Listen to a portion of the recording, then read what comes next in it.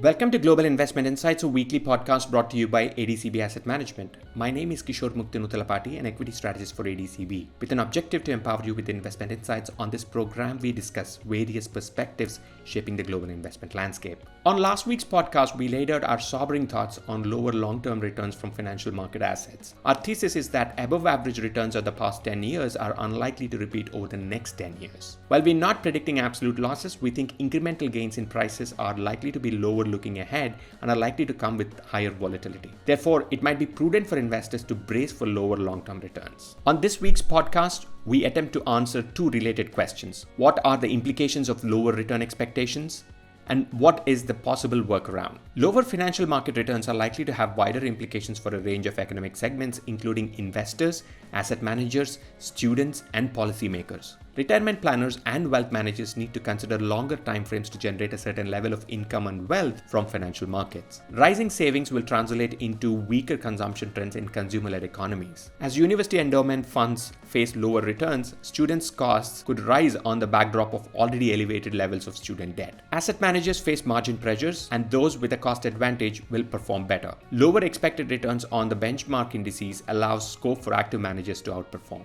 Notwithstanding the likelihood of lower long-term returns, having a diversified portfolio is key. Rather, good returns are increasingly likely to be generated by those asset managers that can capture the winning countries and sectors in a world that will be characterized by more volatility and by returns that are on an average lower. Informed decision-taking reflected in thematic investing and risk-adjusted investing in higher risk assets like emerging markets will still allow for the possibility to beat those benchmarks which are likely to deliver lower returns. We think investors can adjust their portfolios in several different ways to counter the prospects of lower returns. To start with, one immediate way for retail investors to achieve financial objectives in a low return environment is by simply saving more. Also, participating in the markets without trying to time it could be prudent for retail investors. More sophisticated investors could also reconsider their portfolio allocations by increasing weight to risk assets. The other way is to tweak risk budgets without changing the allocations. This calls for investors to dial up risk in each asset class they hold in their portfolios. While the returns are likely to be lower, we also think volatility is likely to be higher.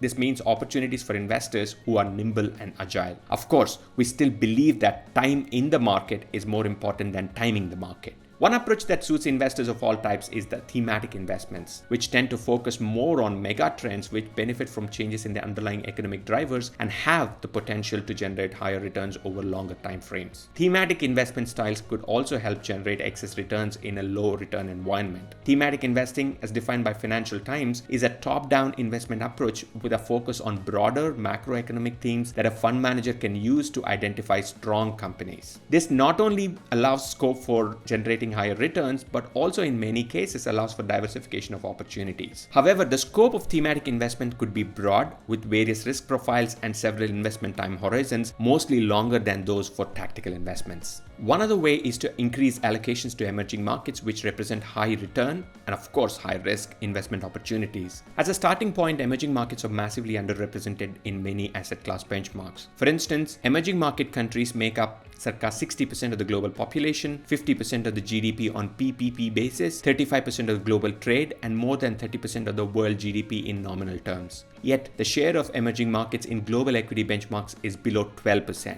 This underrepresentation of emerging markets in global benchmarks might provide the active managers a chance to look for opportunities outside the developed markets. In summary, while we expect lower long-term returns, we do not necessarily see absolute losses. Keeping in mind the long-term trends while doing tactical asset allocation is likely to help. There are several ways in which investors can still navigate this low-yielding environment. For example, considering thematic investments is one.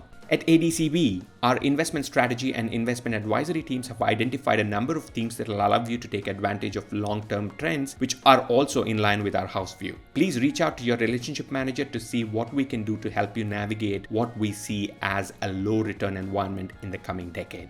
Thanks for listening, and we hope you found this podcast useful. For more information on what was discussed on this podcast, please reach out to your ADCB relationship manager or investment advisor. You can also log on to our website at www.adcbam.com for more information. This is Kishore Muktinutalapati signing off.